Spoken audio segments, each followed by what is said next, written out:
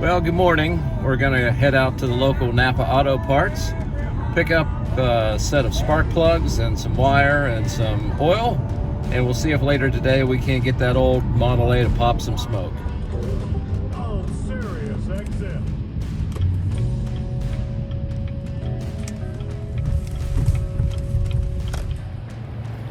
Well, just walking out of Napa with 4 new spark plugs, a new condenser, some oil, and a little bit of starting fluid just in case it doesn't fire. So we'll see what happens.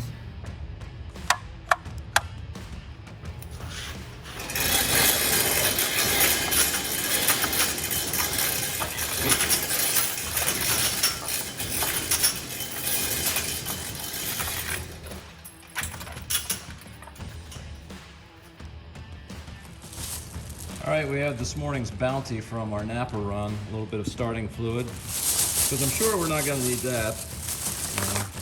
Got spark plug number 1, 2, 3, and 4, and did get a condenser just in case.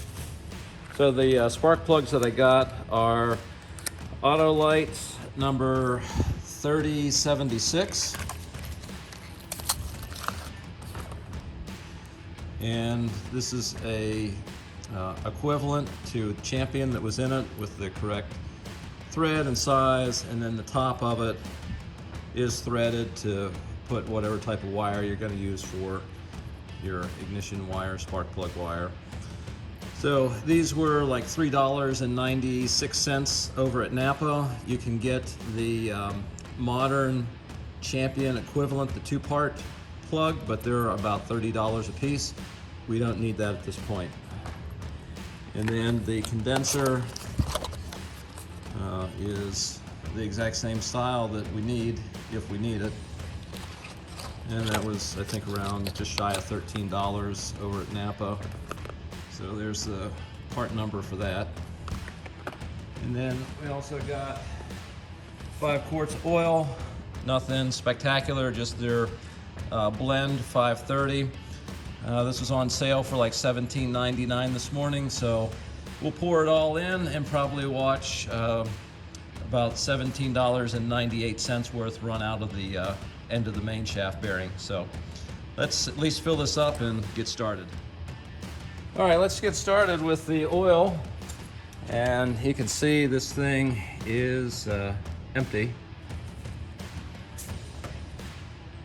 Just wipe that off because we'll make sure it's nice and clean inside, because you know it's spick and span.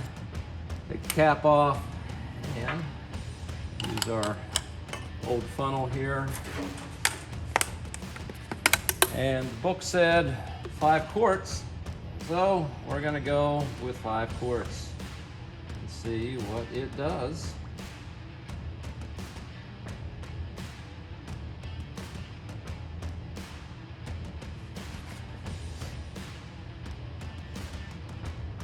So doing a little bit of reading this morning, they said that this engine, brand new, clean, nothing in it, tops off at 5 quarts.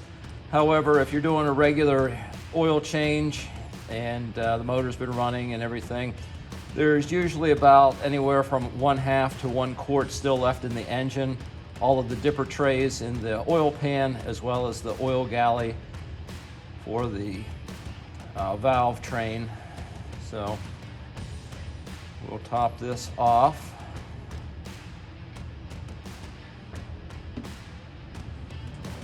As it's been sitting a long time. Even the fluids that we had used to flush out the internals several months back, that's been drained out. And the drain plug has been left off of the pan for several months, so anything that could drip out has dripped out. Set this off to the side for right now. Put the cap back on. Take a look at our level. And let's see, it's a little bit hard to see, but the oil level is right up to here. So it's just under that full mark. But oil's nice and clean, which it should be because it's brand new.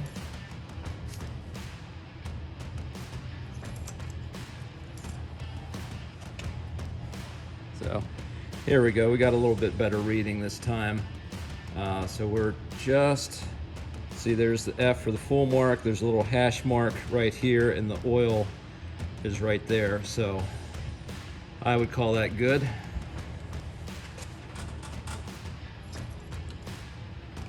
All right, so we'll get things moved around here and get some spark plugs put in.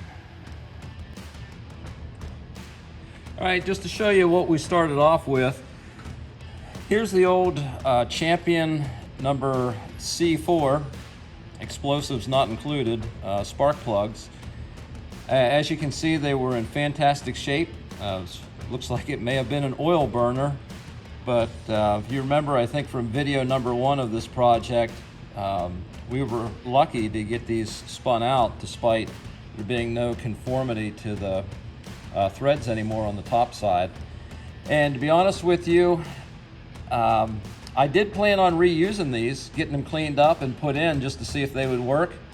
But while we were working throughout the past several months, the head of the motor got moved, it fell over, and one of the spark plugs, the brass contact on the top, the threaded portion, broke off. So we won't be reusing them as a set anyway, but let's see if we can clean this up just a little bit so you can see this a little bit better. So there it is, Champion, plug number C4. And here's our auto light version. So let's get these put in, and we have to gap them. The online manual said 27 to 35 thousandths is our spark plug gap, and you can see that's pretty tight. Some of the reviews on these plugs said that there was pretty much no uniformity in the gap. Some of them were a lot closer than others, and you can see on this one I can't even get the spark plug gapper underneath the electrodes there. So like I said, I'm gonna gap the plugs and then we'll get them put in. Well, let me tell you about quality control. So I got some choice words, but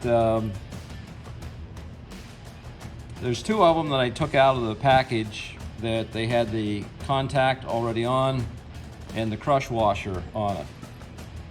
Third plug I pulled out has a different style crush washer that wasn't even on, and the top of the electrode was off, and I just had to screw it on. No big deal. Plug number 4 I pull out of the box, and not only is the crush washer off of it and a different style from the first 2, but it's missing the contact at the top. So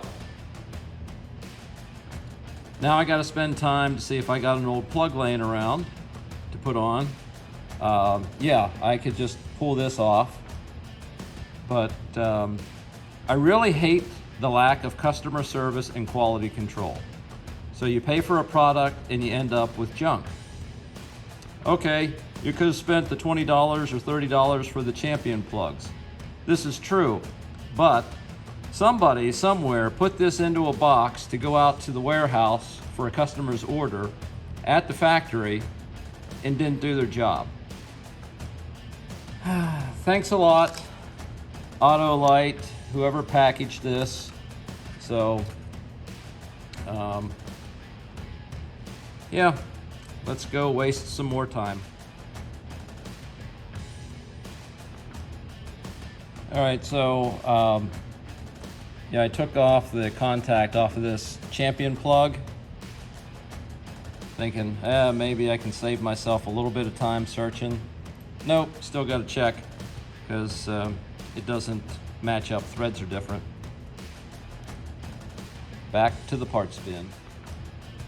All right, luckily I had a Bosch plug from one of the chainsaws that had a terminal on it that fits. So I'm just gonna pop out these towels we had for dirt catchers and start spinning these in. Hopefully. There we go. Number one, number two,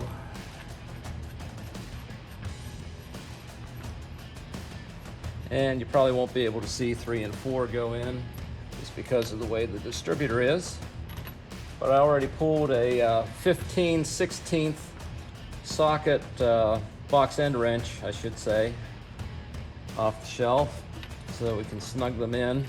And then I got to make up some leads for spark plug wires. I only have 2 of the original style flat wires that was left on it. So nothing exciting to this. So let me pause for right now and we'll get these plugs put in. All right, what I decided on using is some bulk spark plug wire that I had left over from my Fordson project. And this is solid core wire, so I can use that for making up some contacts. So I'm just going to cut this, eyeball it about, 10 inches, thereabouts. Just make up 4 of them here real quick. We're not going out to the concourse for a show anytime soon. And like Terrell says, it's a lawnmower, not a spaceship, so it is what it is, people. So off camera, I'm going to make up these leads and then we'll get them attached. All right, we'll get these put on. I tell you, this passenger side of the car having what resembles most of the fender attached makes it literally a pain in the back working on this side of the motor. And I know in one of the earlier comments, a gentleman had suggested to just go ahead and remove the fenders to make it a little bit easier for working on. And I wholeheartedly agree. I just have not done that, and then I just complain about it in the interim. We'll get these put on here, maybe. So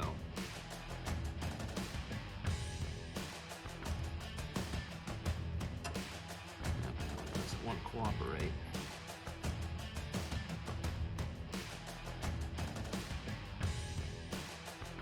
Some crimp-on terminal ends would have worked, but yeah, we'll just go with what we got here right now.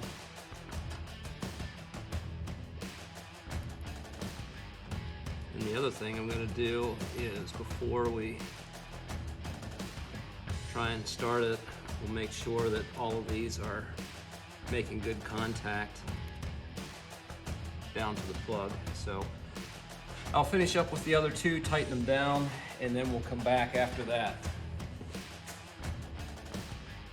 All right, I have some spark plug wires made up, and I ended up using some little alligator clips to catch the little terminals on top of the distributor cap. So what I'm going to do is set up the volt ohm meter, and we're going to test the original ignition coil that's still mounted on the firewall, mainly because I couldn't remove it from the firewall. The screws that hold it there were so tight, they didn't want to come loose. So we'll test this coil, we'll see what the readings are, and then we'll start clipping some wires and hooking up some electricity to see what happens. So get the meter set up here. Totally knock off all the wiring that we just got done. So let me see if we can zoom in on this here.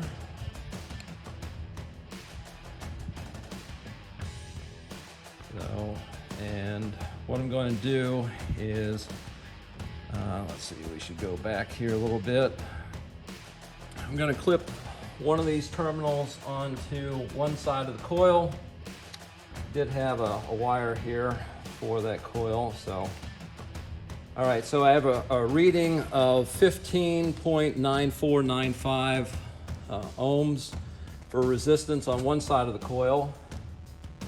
I'll change over to the other terminal, and I have the exact same reading.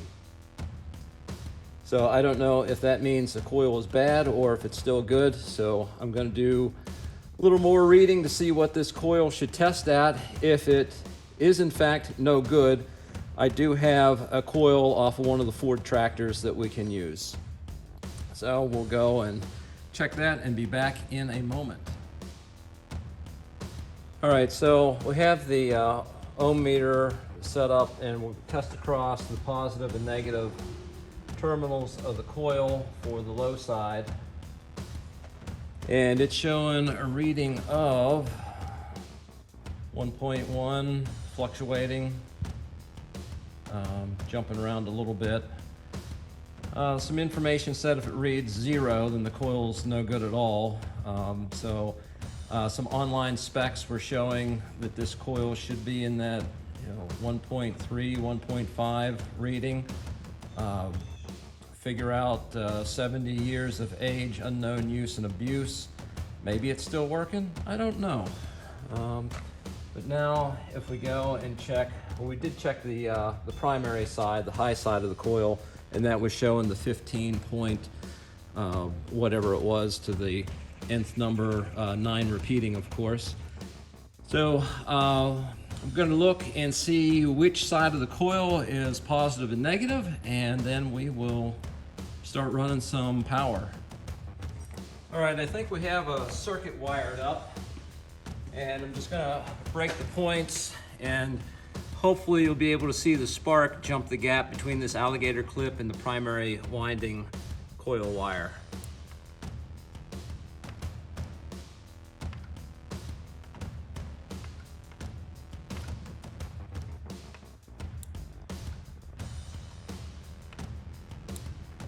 So hopefully that's picking up. We'll try it one more time. I'll try and shade this a little bit.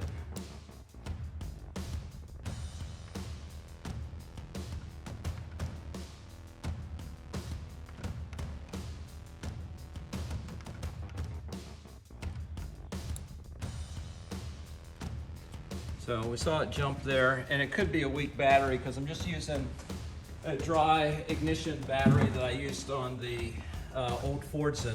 So we'll try and tidy this up a little bit and put the circuit back together, reassemble the distributor cap, and we'll see what we can do from there.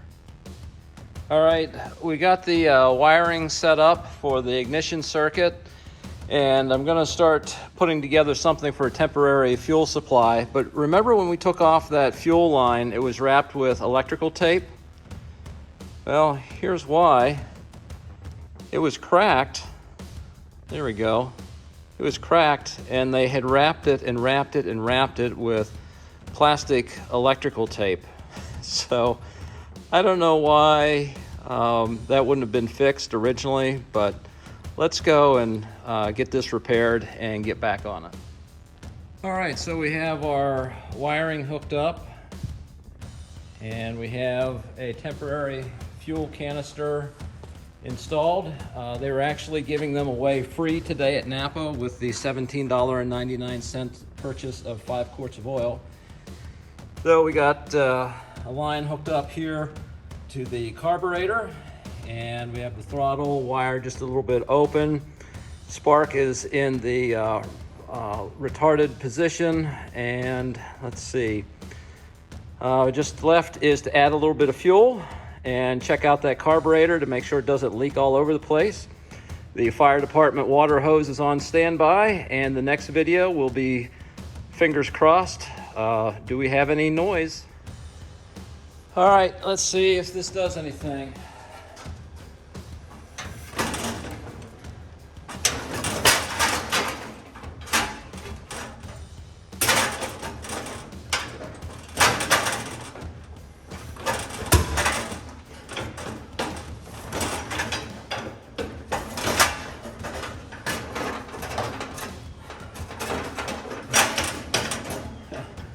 definitely need to get a new gear on the front.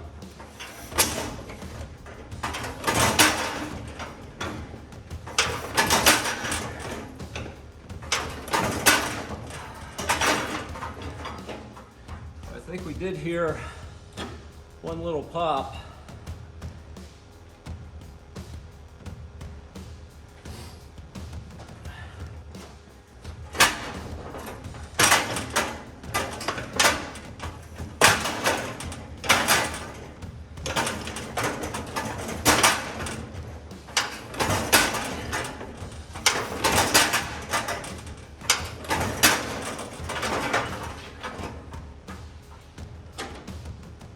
We got so many different variables going on. Carburetor setting, electric supply, timing, all kinds of different things.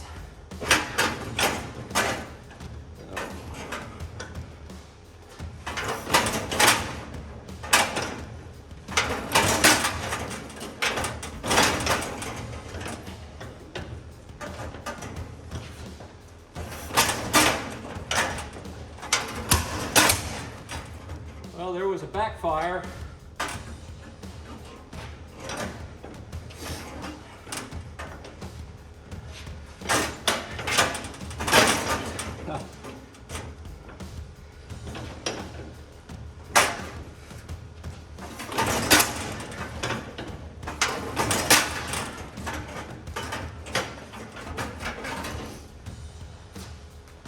Well, we're getting a little bit of smoke out of here.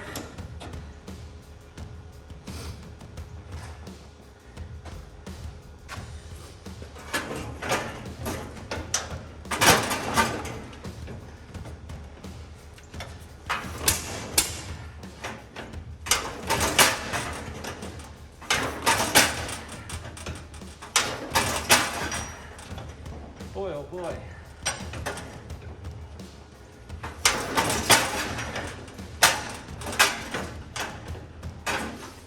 All right, let's reassess, shall we?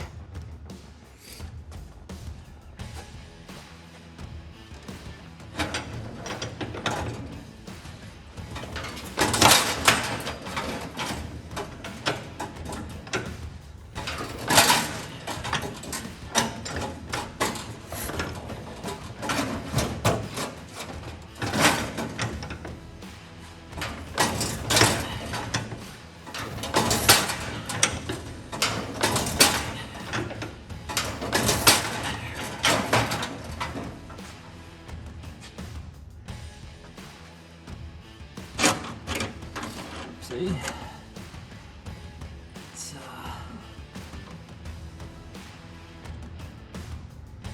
well, that's another thing.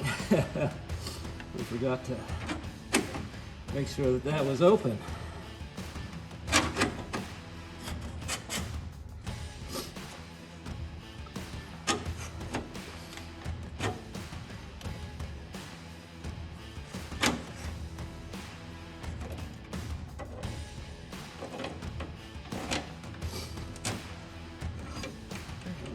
Let's see. Partial choke, and now that that's open,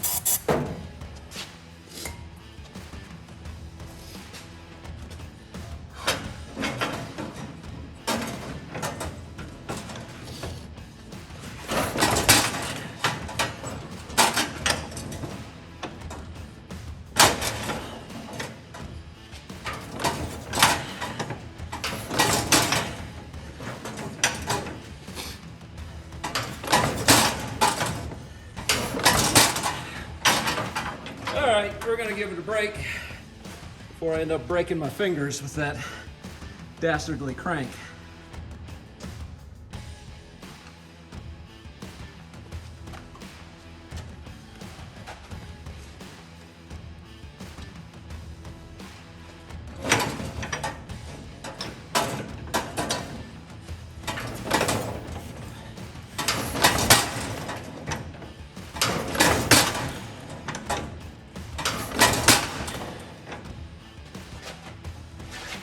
Choke's definitely working because it's flooded now.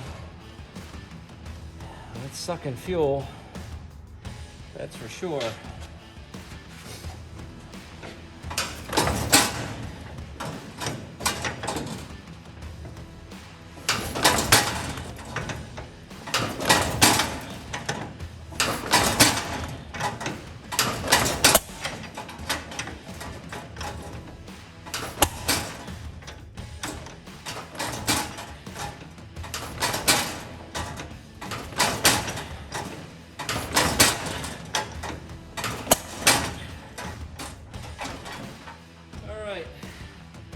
Seen it pop a few times there, so we need to do a little more figuring on our timing, fuel and air and electric. So we're getting a little bit closer, but I'm running out of air, so we'll take a break and be back in a little bit.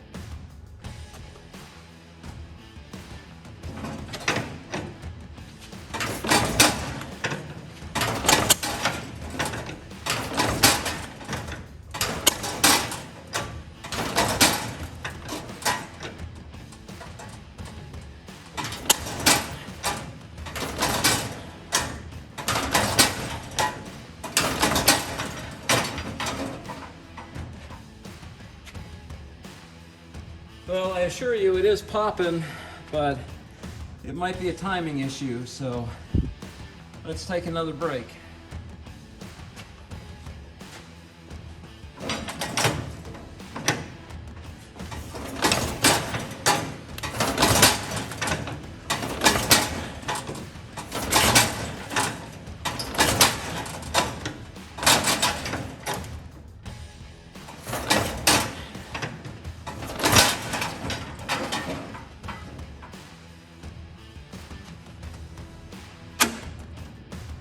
Way flooded out again.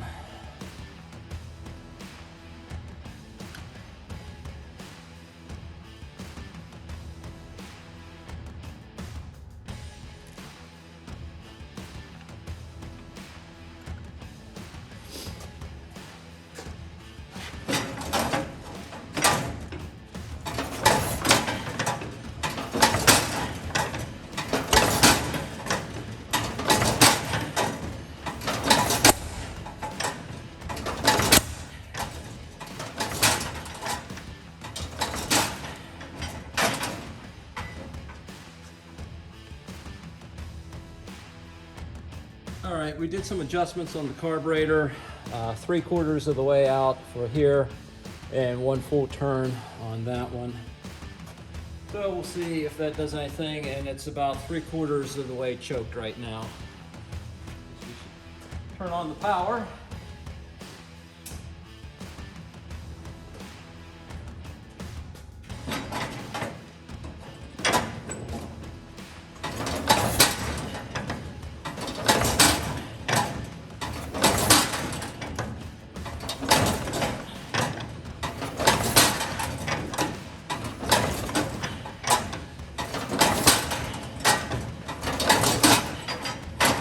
Nope, still isn't doing anything.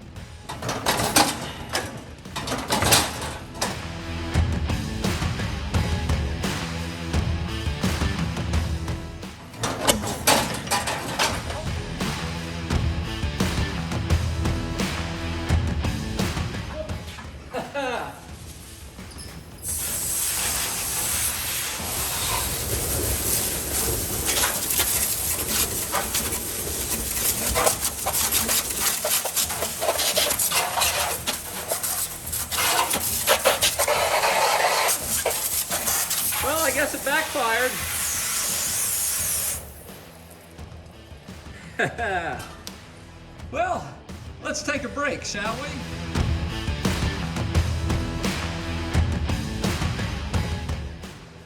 Well, let's take a brief intermission, shall we? Until the smoke clears. And we'll probably wait for this to dry off before we continue.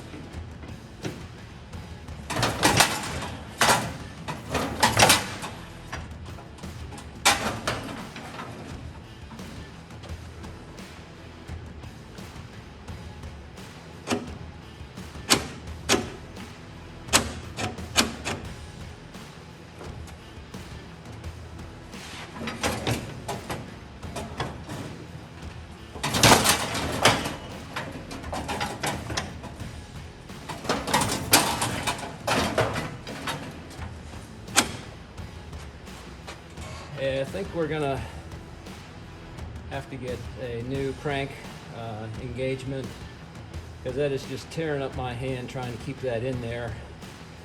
And do a little more research on our carburetor settings and see if we can't figure out something more with the timing. I did originally, when we tried to time this, we had the head on it. I turned out the timing pin, reinstalled it to catch the dimple, and it just wasn't catching any place. It was almost as if that pin wasn't long enough. So I used a small screwdriver, Phillips blade, to go in there and catch the dimple, and still wasn't catching. So if we end up having to retime this, I'm going to have to take the head off to make sure we've got the number one cylinder back in place.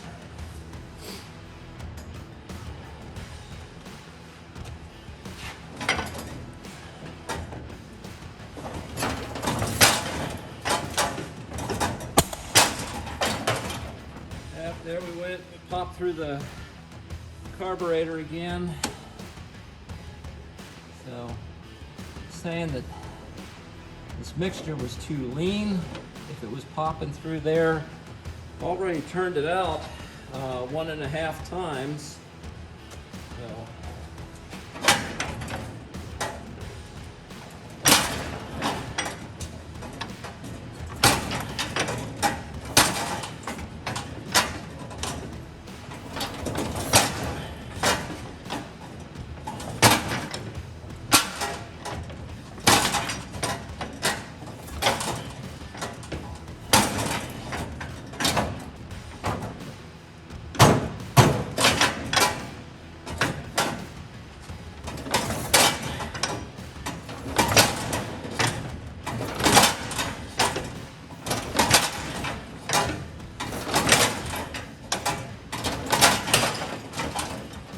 She just ate firing, folks.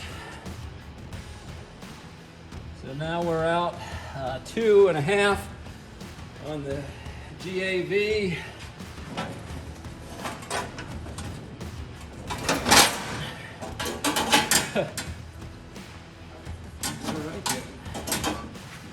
came way out this time.